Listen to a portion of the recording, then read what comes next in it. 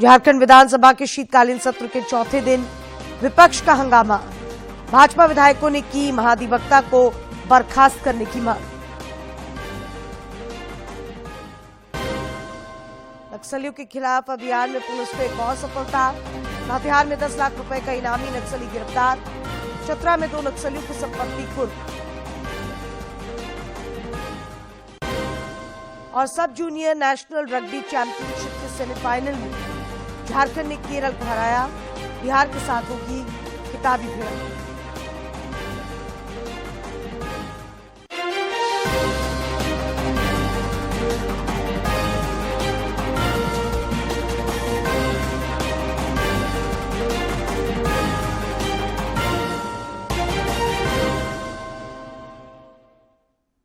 नमस्कार, खबरें झारखंड में आपका स्वागत है। मैं हूं डॉक्टर अशिता आनंद और अब समाचार विस्तार से।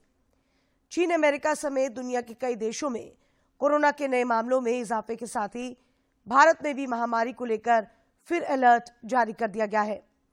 इस बीच प्रधानमंत्री नरेंद्र मोदी ने आज एक उच्च स्तरीय बैठक कर कोरोना के हालात की समीक्षा की।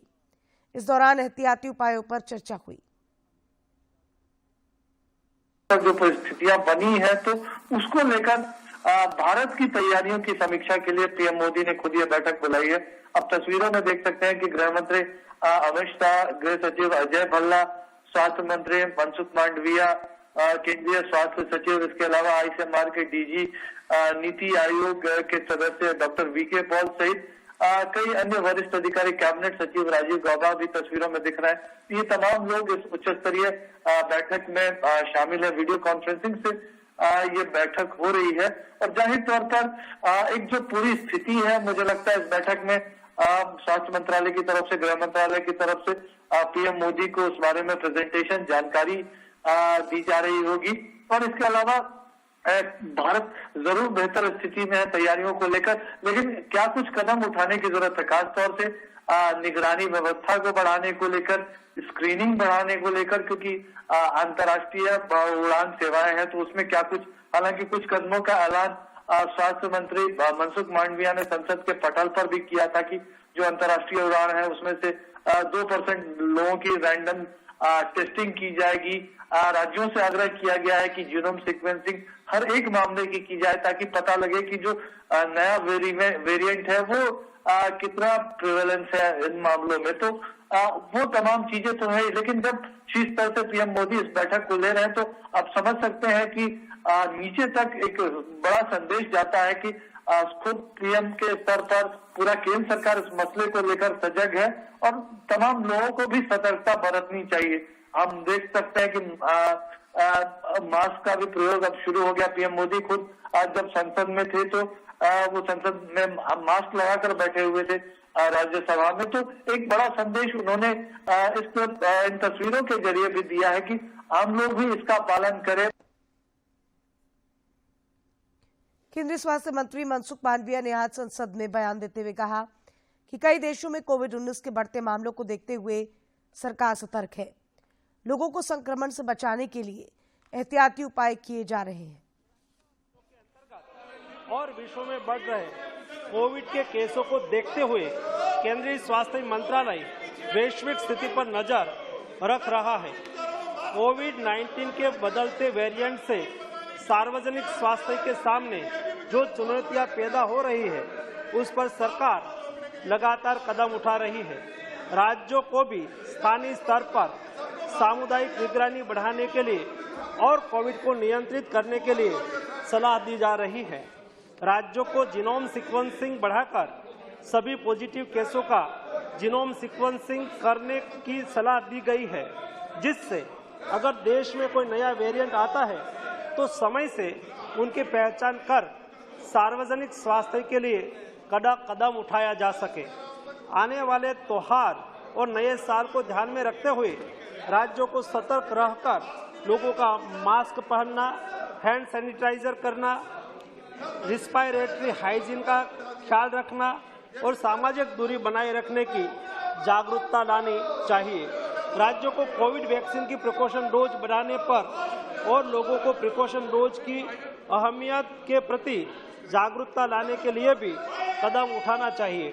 अंतर्राष्ट्रीय हवाई अड्डे पर विदेश से आने वाले हवाई यात्रियों के 2% कोविड RT-PCR रैंडम सैंपलिंग भी आज शुरू कर दी गई है।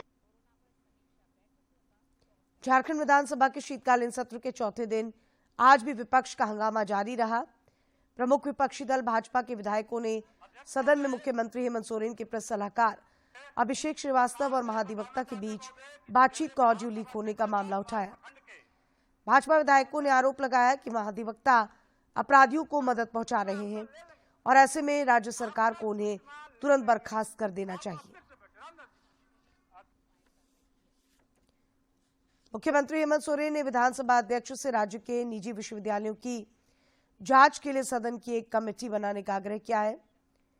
आज विधानसभा सत्र के दौरान मुख्यमंत्री ने कहा कि विधायकों की एक कमेटी बनाई जाए जो निजी विश्वविद्यालयों की जांच पर रिपोर्ट देगी।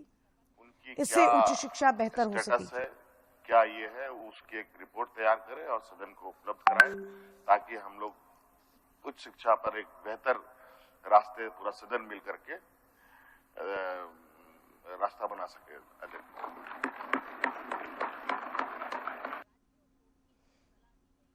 इससे पहले भाजपा विधायक का अमर बाउरी ने विधानसभा के बाहर पत्रकारों से बातचीत में राज्य सरकार पर युवा और महिला विरोधी होने का आरोप लगाया। आपने पकड़ लिया होश में रहती तो आज लाखों युवा सड़क पे नहीं होते। होश में रहती तो रूबिका की हत्या करके उसकी चमड़ी नहीं उधेड़ दी जाती। होश में रहती तो सरकार अपने भ्रष्टाचार को रोकने के लिए आगे आती और जनता के लिए अपने आप को प्रस्तुत करती। ये सरकार सत्ता के नशे में चूर है। विधानसभा में अनुपूरक बजट के कटौती प्रस्ताव का समर्थन करते हुए रांची के विधायक का सीपी सिंह ने कहा कि अब तक सरकार ने बजट की 40% राशि भी खर्च नहीं की है। सरकार ने 8,533 करोड़ रुपए का अनुपूरक बजट पेश किया अध्यक्ष महोदय। आप देख रहे होंगे कि अभी तक 40% भी खर्च नहीं हुआ है। दिसंबर समाप्त होने वाला। भाजपा विधायक विरंची नारायण ने शून्यकाल में बोकारो विधानसभा क्षेत्र में सड़कों का मामला उठाया। उन्होंने रानी पोखर पंचायत में 2 ग्रामीण सड़कों का निर्माण REO से कराने की मांग की। चास प्रखंड में रानी पोखर पंचायत अंतर्गत 2 ग्रामीण सड़कें क्रमशः दुर्गाचरण मिश्रा के घर के पास तालाब से राजेंद्र पब्लिक स्कूल होते हुए शमशान घाट तक और दूसरी सड़क है कंचनपुर से रानी पोखर हाई स्कूल से भाया पहलू महतो के कार्यालय तक सड़क की स्थिति काफी जर्जर है। आम जनता को आवागमन में काफी कठिनाई का सामना करना पड़ता है। अतः मैं मांग करता हूं कि व्यापक जनहित में उक्त दोनों ही ग्रामीण सड़कों का निर्माण REO से करवाया जाए महोदय। भाजपा विधायक भानु प्रताप शाही ने भी विधानसभा में सरकार पर हमला बोला। उन्होंने कहा कि सरकार की नीतियों से राज्य का युवा ठगा हुआ महसूस कर रहा है। आज पूरे झारखंड प्रदेश के युवा आज उनके आंख के सामने अंधेरा। ये गलत एडवोकेट जनरल से निर्णय लेकर के जो कोई भी सदन में या सदन से बाहर या कोर्ट में जाकर के अपने कुल बात को रखता है उसको बोलते हैं यह झारखंड विरोधी है। आज हम सदन में इस बात को बोल रहे हैं, स्वदीप बाबू खड़े होंगे बोलेंगे भानुजी मूलवासी नहीं है, भानुजी बाहरी है। जो भी झारखंड के हित में लड़ेगा उसको ये लोग झारखंड के विरोधी और झारखंड के बाहरी बताने का काम करते हैं। मुख्यमंत्री हेमंत सोरेन से झारखंड विधानसभा स्थित मुख्यमंत्री कक्ष में संताली फिल्म सकाम उड़ेच के निदेशक अजीत टुडू ने मुलाकात की। मुख्यमंत्री के समक्ष उन्होंने फिल्म का प्रदर्शन भी किया। संताली फिल्म सकाम उड़ेच समाज में फैली छुआछूत जैसी कुरीतियों के दुष्परिणाम पर आधारित एक सामाजिक फिल्म है। फिल्म में संताली कला संस्कृति को प्रमोट भी किया गया है। मौके पर मुख्यमंत्री ने फिल्म की सराहना की तथा फिल्म के निर्देशक और कलाकारों के अभिनय को सराहा। इस अवसर पर मुख्यमंत्री के सचिव विनय कुमार चौबे और फिल्म के अभिनेता ईशा राज मुर्मू, गायक मुकेश RDX टुडू और marketing director Balesh Emmanuel Tudu उपस्थित थे। नक्सलियों के खिलाफ चलाए जा रहे अभियान में पुलिस को एक और सफलता मिली है। लातेहार जिले के चंदवा थाना क्षेत्र से पुलिस ने 10 लाख के इनामी नक्सली जोनल कमांडर मुनेश्वर गंजू को गिरफ्तार किया है। इसके पास से 53,000 रुपए नगद बरामद किए गए हैं। जिले के पुलिस अधीक्षक अंजनी अंजन ने बताया कि मुनेश्वर गंजू और उसका दस्ता लातेहार, गुमला, लोहरदगा और रांची समेत कई जिलों में सक्रिय है। मुनेश्वर के खिलाफ विभिन्न थानों में 78 मामले दर्ज हैं। हम लोगों ने डबल बुल नाम का ऑपरेशन बुलबुल वाले एरिया में किया और अभी बूढ़ा पहाड़ पे भी सफलतापूर्वक अभियान जारी है हमारा। इसी क्रम में हम लोगों के लगातार ये अभियान चलाने से जो भाकपा माओवादी के कमांडर हैं उन लोगों में काफी हड़कंप है और कई सारे उनके जो कमांडर्स हैं वो अपने छोटे छोटे दस्ते को बना करके और अलग अलग इलाकों में घूम रहे हैं और पिछले बल्कि 2 महीनों में कुछ घटनाओं को भी उन्होंने कारित किया है, चंदवा थाना में, मैकलुस्कीगंज में और आसपास के जिलों में भी। इसी संदर्भ में हम एक गुप्त सूचना मुझे प्राप्त हुई थी कि रविंदर गंजू अपने जोनल कमांडर, सब जोनल कमांडर, एरिया कमांडर्स के साथ अपने दस्ते के साथ हिसला बांजी टोला के आसपास के इलाके में आया हुआ है और चंदवा थाना में कोई अप्रिय घटना को कारित करना चाहता है। तो हम लोगों ने त्वरित कार्रवाई करते हुए एक टीम का गठन किया और उससे इमीडिएटली हम लोगों ने उससे छापेमारी करवाई और अभियान निकाला।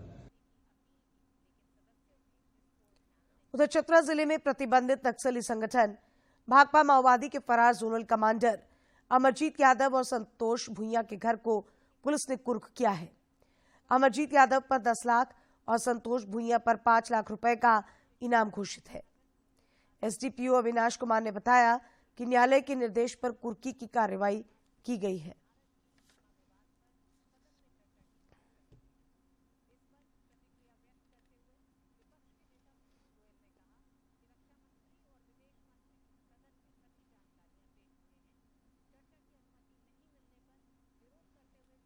एक सब जोनल कमांडर हैं संतोष भुइयां। अमरजीत यादव 10 लाख का इनामी है जो माओवादी है और संतोष भुइयां है वो 5 लाख का इनाम झारखंड सरकार ने उन पर घोषित कर रखा है। संतोष भुइयां 166-19 हंटरगंज के थाना कांड संख्या में फरार चल रहे थे और अमरजीत यादव 16-16 हंटरगंज थाना कांड में फरार चल रहे थे। थाना प्रभारी एवं अन्य सशस्त्र बलों के सहयोग से हम लोगों ने उनके घर की कुर्की की है। सीसीएल परिवार क्षेत्र के बचरा ऑफिसर्स क्लब में आज पेंशन अदालत का आयोजन किया गया। कार्यक्रम में सीएमपीएफ विभाग और सीसीएल मुख्यालय रांची के कई अधिकारी शामिल हुए। इस दौरान सेवानिवृत्त मजदूरों की पेंशन, ग्रेच्युटी सहित अन्य लंबित समस्याओं पर चर्चा हुई। कई मामलों का मौके पर निष्पादन भी किया गया।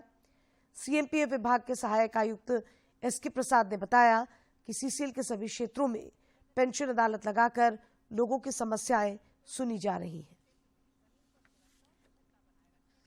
ये लंबित है, इसी के ऊपर विचार करते हुए इसको कैसे जल्द से जल्द सबसे कम जो बेसिक डॉक्यूमेंटेशन के साथ में उसको निपटारा किया जाए, इसी को हम लोग मंथन करने के लिए यहाँ पर हैं और एक उजागर भी हो कि जो हमारे पास रिकॉर्ड है उसके अलावा भी कोई केसेस है तो वो भी सामने आए। इस पेंशन अदालत का यही मकसद है।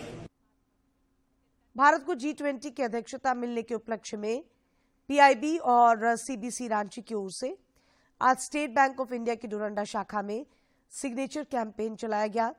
इस अवसर पर अन्य लोगों के अलावे रांची के मुख्य आयकर आयुक्त अमरवीर सिंह भी मौजूद थे।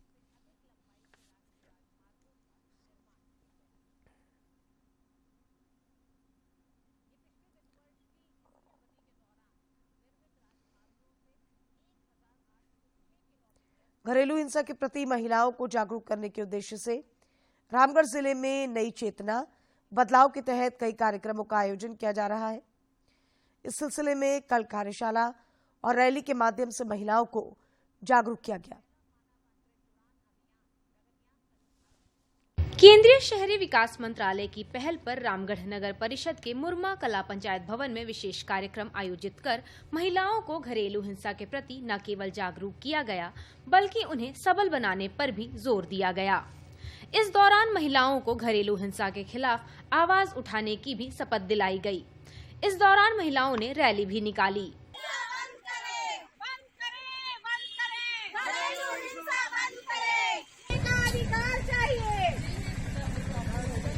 मौके पर महिला संगठन की अध्यक्ष आशा महतो ने कहा कि महिलाओं पर हो रहे अत्याचार को रोकने में यह पहल कारगर साबित होगी।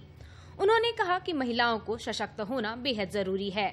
सभी महिलाएं यहाँ इसलिए मौजूद हैं क्योंकि अगर अपने आप को नहीं पहचानेंगी तो कभी कुछ नहीं कर पाएंगी। महिला जहाँ सशक्तिकरण के बात आती है वहाँ आगे बढ़ती हैं महिलाएं। आगे जिस देश में आगे बढ़ती हैं महिलाएं उस देश हमेशा आगे रहता है। कार्यक्रम में भाग ले रही वार्ड पार्षद सीता देवी ने भी कहा, समाज की बेहतरी के लिए महिलाओं का सशक्तिकरण जरूरी है। उन्होंने कहा कि घरेलू हिंसा समाज के लिए अभिशाप है। ऐसे माताएं बहनें हैं जो हिंसा को सह रहे हैं वो आगे आए और आगे आके यानी कि वह प्रताड़ना को निष्पक्ष रूप से अपने बात को रखे और अपने आप को वह सामाजिक तौर से विकसित करें। रामगढ़ नगर परिषद के सिटी मैनेजर विकास आनंद ने कहा कि ऐसे कार्यक्रमों से महिलाओं को बल मिलेगा और वे अपने खिलाफ होने वाले अत्याचार पर आवाज बुलंद कर सकेंगी।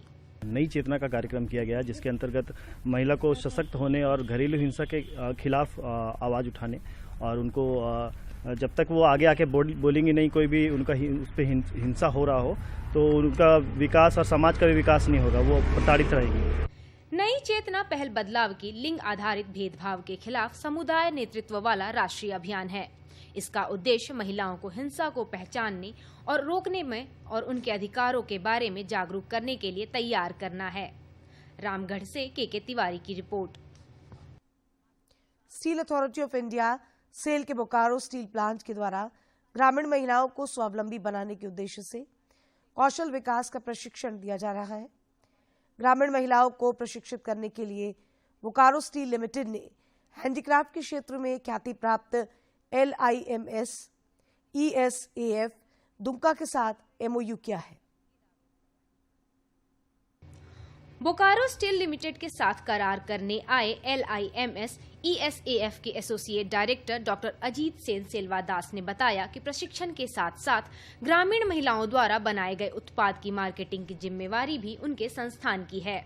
उन्होंने कहा उनके संस्थान के द्वारा देश के साथ साथ विदेशों में भी हैंडीक्राफ्ट का निर्यात किया जाता है। प्रोडक्ट बनाने का प्रशिक्षण दे रहे हैं, उसके साथ साथ उसका जो प्रोडक्ट डिजाइनिंग पार्ट है एक डिजाइन टीम उसमें काम कर रही है और इसका फ्रेम और सपोर्टिव स्ट्रक्चर वगैरह देकर वो अपने घर पे बैठकर इसको बना के अपना एक रोजगार का एक रास्ता इसके द्वारा खुल जा रहा है और ये बन के प्रोडक्ट में कन्वर्ट होके ये नेशनल और इंटरनेशनल मार्केट में जा रही है। इसके थ्रू एक रेवेन्यू जनरेशन भी हो रहा है। जो वेस्ट था और जो समस्या था आज वो एक इकोनॉमी में या एक वेल्थ में कन्वर्ट हो रहा है। बोकारो स्टील प्लांट के महाप्रबंधक CRK सुधांशु ने कहा कि बोकारो स्टील प्रबंधन के द्वारा प्रशिक्षण के लिए आधारभूत संरचना सहित रॉ मटेरियल की व्यवस्था कराई जा रही है। अगले 3 साल में 2000 से ज्यादा महिलाओं को प्रशिक्षित किया जाएगा। हैंडीक्राफ्ट ट्रेनिंग हमारे दिमाग में था और काफी समय से चल रहा था, बट हमारा प्रयास था कि सिर्फ ट्रेनिंग करके छोड़ा नहीं जाए, ट्रेनिंग के साथ साथ मार्केटिंग लिंकेज भी प्रोवाइड कराई जाए सो दैट कि वो लोग जो है अगर जो ट्रेन हो उनके लिए वो सालों भर के लिए काम कर सकें और अर्निंग कर सकें। दूसरा अर्निंग इसमें हैंडीक्राफ्ट में जब अर्निंग करने की सोचते हैं तो बोकारो को भी हैंडीक्राफ्ट के मैप पे लाना हमारा एक ध्येय है और डिग्निटी के साथ में लोग इसमें जुड़ें।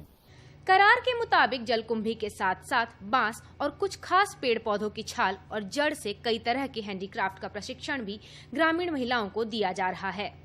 सजावट की वस्तुओं के साथ साथ फर्नीचर बनाने तक की ट्रेनिंग की व्यवस्था की गई है। बोकारो से मनोज कुमार की रिपोर्ट। और अब कुछ खबरें राज्य के विभिन्न जिलों से।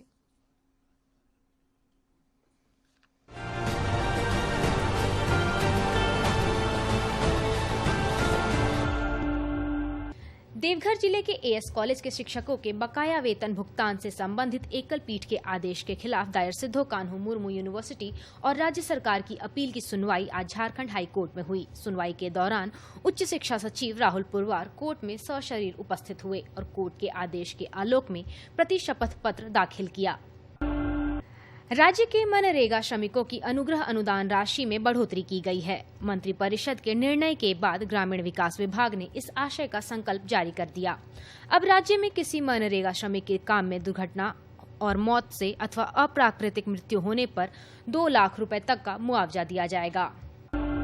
राज्य में बिजली आपूर्ति के लिए आने वाले समय में बिजली उत्पादक कंपनियों की निर्भरता खत्म हो जाएगी। चतरा जिले के टंडवा स्थित NTPC पावर स्टेशन बनकर तैयार है। पिछले दिनों पावर स्टेशन का ट्रायल भी कर लिया गया है।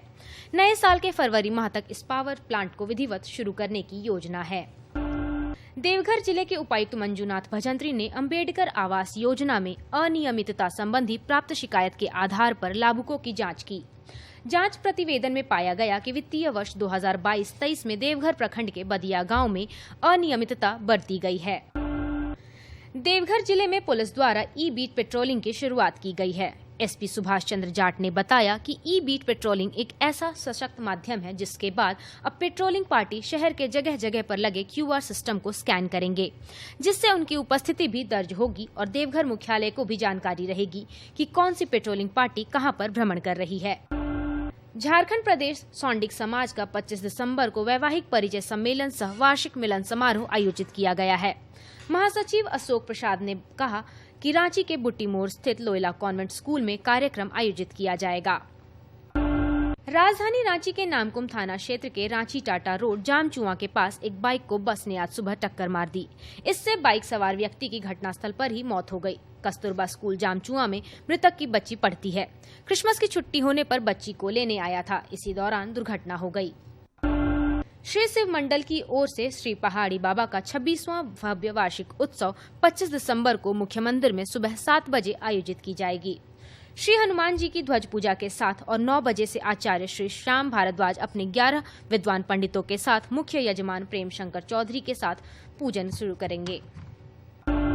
लातेहार जिले के सदर प्रखंड की पांडेयपुरा पंचायत के बेसरा गांव में कृषि पशुपालन व सहकारिता विभाग के द्वारा 5 दिवसीय मशरूम उत्पादन प्रशिक्षण कार्यक्रम का आयोजन किया गया। प्रशिक्षण कार्यक्रम के दौरान APP एग्रीगेट मशरूम उत्पादन केंद्र खूंटी के निदेशक प्रभाकर कुमार ने लाभुकों को मशरूम उत्पादन की आधुनिक तकनीक की जानकारी दी।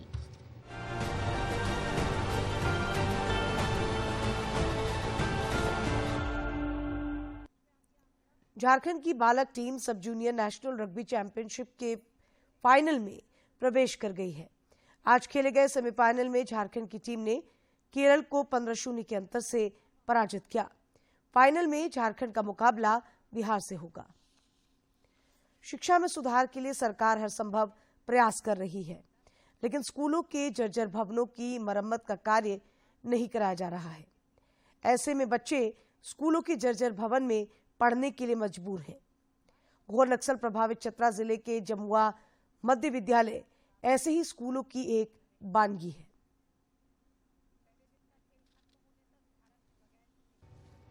चतरा जिले के घोर नक्सल प्रभावित प्रतापपुर प्रखंड के जमुआ उत्क्रमित मध्य विद्यालय में बच्चे जान जोखिम में डालकर पढ़ने को विवश हैं।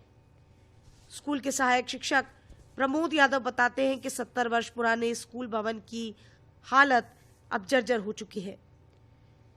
वो बताते हैं कि स्कूल के मलबे गिरने से कई बार शिक्षकों के अलावे बच्चे भी घायल हो चुके हैं। 70 साल हो गया इस स्कूल का, जिस कारण से विद्यालय भवन बहुत कमजोर हो गया है, टूट टूट कर गिर रहा है।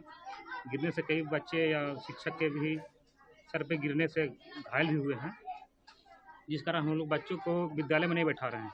विद्यालय से बाहर पेड़ है, पेड़ के छांव में एक वैकल्पिक व्यवस्था है, उसमें बच्चों को बैठा कर पढ़ाई करवा रहे हैं। भवन की बदहाल स्थिति को देखते हुए वैकल्पिक व्यवस्था के तहत आधे बच्चों को एक कमरे में शिफ्ट कर दिया गया है, जबकि बाकी बच्चों को पेड़ के नीचे शिक्षा दी जाती है। प्रधान अध्यापक विनय शंकर कहते हैं कि स्कूल की बदहाल स्थिति से विभाग को कई बार अवगत कराया गया है, लेकिन अब तक इस दिशा में कोई पहल नहीं हुई है। जान जोखिम में डालकर काम करने जाते हैं ऑफिस में, ऑफिस भी टूटा हुआ है। किसी प्रकार मतलब काम करते हैं, बच्चे लोग को तो नहीं बैठाते, बच्चे लोग को बाहर बैठाते हैं, क्लासरूम बाहर में है और कुछ मतलब हॉल में वैकल्पिक एडजस्टर करकेट का है, उसमें बैठाते हैं। शिक्षकों के साथ साथ बच्चे भी अपनी सुरक्षा को लेकर हमेशा चिंतित रहते हैं। 5वीं कक्षा की छात्रा गीता कुमारी कहती हैं कि स्कूल में हमेशा खतरा मंडराता रहता है, इस वजह से उनकी पढ़ाई भी प्रभावित हो रही है। मेरे विद्यालय जल हो गया है। पढ़ते समय छत का सीमेंट टूट कर गिरते रहता है और कई बच्चों घायल भी हो गए हैं। सरकार से अनुरोध कि विद्यालय भवन का निर्माण किया जाए। स्कूल के खस्ताहाल भवन को देखकर अभिभावक भी बच्चों को स्कूल भेजने से कतराने लगे हैं। उनका कहना है कि गरीबी के कारण वे अपने बच्चों को दूसरे स्कूल में भेजने में असमर्थ है। इस विद्यालय में बच्चा को भेजते हैं तो डर लगा हुआ रहता है कि कब विद्यालय ढहे। बच्चों को बाहर ले जाने का कारण यही है कि विद्यालय ठीक ठाक है ही नहीं। विद्यालय रोज दिन पर दिन जो है से गिरते जा रहा है। अब बच्चा जब पढ़ता है तो कब ऊपर से गिर जाता है पता नहीं चल पाता है। बच्चा जख्मी हो जाता है, घायल हो जाता है, उसको ले जाके हम लोग ट्रीटमेंट कराना पड़ता है। तो ऐसी स्थिति में हम लोग बच्चा को जान के साथ पढ़ तो नहीं कर सकते हैं। हालांकि जिले के उपायुक्त अबू इमरान का भरोसा बच्चों के साथ साथ अभिभावकों और शिक्षकों को राहत प्रदान करने वाला है। उपायुक्त का कहना है कि जिले के सभी जर्जर स्कूल भवनों का जल्दी जीर्णोद्धार किया जाएगा और नए भवन भी बनाए जाएंगे। आपके माध्यम से हमको मालूम चला तो तत्कालीन हमने जो है जिला शिक्षा अधीक्षक से इस संबंध में रिपोर्ट मांगी है और इस तरह के जितने भी जर्जर स्कूल हैं जहां पर कभी भी कोई घटना हो सकती है इसका असेसमेंट करा करके हम लोग इसका निर्माण कराएंगे, जीर्णोद्धार कराएंगे। बहरहाल इस विद्यालय में पढ़ने वाले बच्चों को सरकार और शिक्षा विभाग की रहनुमाई का इंतजार है। उम्मीद की जानी चाहिए कि इन बच्चों को नए भवन में पढ़ने का मौका मिलेगा और स्कूल में पढ़ाई के लिए अनुकूल वातावरण तैयार होगा। चतरा से अशोक तुलसियान की रिपोर्ट। प्रधानमंत्री नरेंद्र मोदी इस महीने की 25 तारीख को मन की बात कार्यक्रम के जरिए देशवासियों को संबोधित करेंगे। प्रधानमंत्री ने लोगों से आग्रह किया है कि वे नए भारत के निर्माण से जुड़ी अपनी प्रेरक कहानी और उपलब्धि भेजें। आम लोग अपने सुझाव 1800-117-800 पर रिकॉर्ड कर सकते हैं। मन की बात है जन जन की, संघर्षों के कुछ किस्से, कहानी कुछ सफलताओं की, अनकही विरासत की, उम्मीदें नए भारत की। महीने के आखिरी रविवार का रहता है इंतजार। ब्रह्मपुत्र के घाट से हिमालय के विस्तार तक होती है मन की बात प्रधानमंत्री के साथ। तो सुनिए इस महीने 25 दिसंबर सुबह 11 बजे मन की बात आकाशवाणी और दूरदर्शन के सभी चैनलों पर। मन की बात के प्रादेशिक भाषाओं में अनुवाद का पुनः प्रसारण आप सुन सकते हैं रात 8 बजे आकाशवाणी और दूरदर्शन के सभी प्रादेशिक चैनलों पर। तो याद रखें, रविवार 25 दिसंबर सुबह 11 बजे मन की बात। आइए अब करते हैं झारखंड विधानसभा के चौथे दिन की समीक्षा।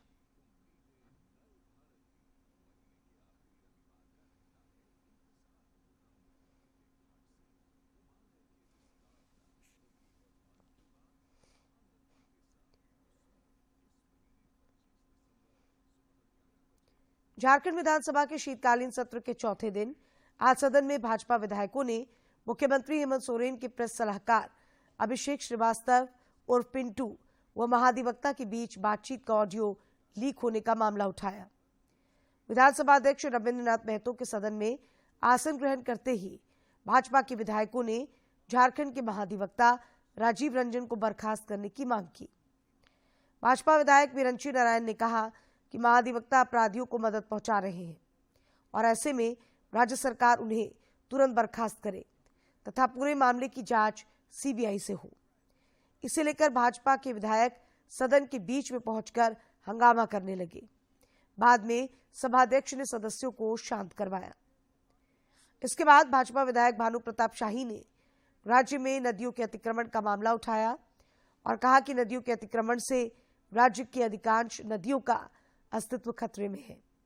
उन्होंने नदियों को बचाने के लिए राज्य स्तरीय और जिला स्तरीय कमेटी बनाने की मांग की। इस पर पेयजल एवं स्वच्छता मंत्री मिथिलेश ठाकुर ने कहा कि पूरे राज्य में जल स्रोतों को अतिक्रमण मुक्त कराने के लिए उपायुक्त की अध्यक्षता में कमेटी काम कर रही है, इसलिए अलग से कमेटी बनाने का कोई औचित्य नहीं है। भाजपा विधायक अमर बाउरी के एक सवाल पर सरकार की ओर से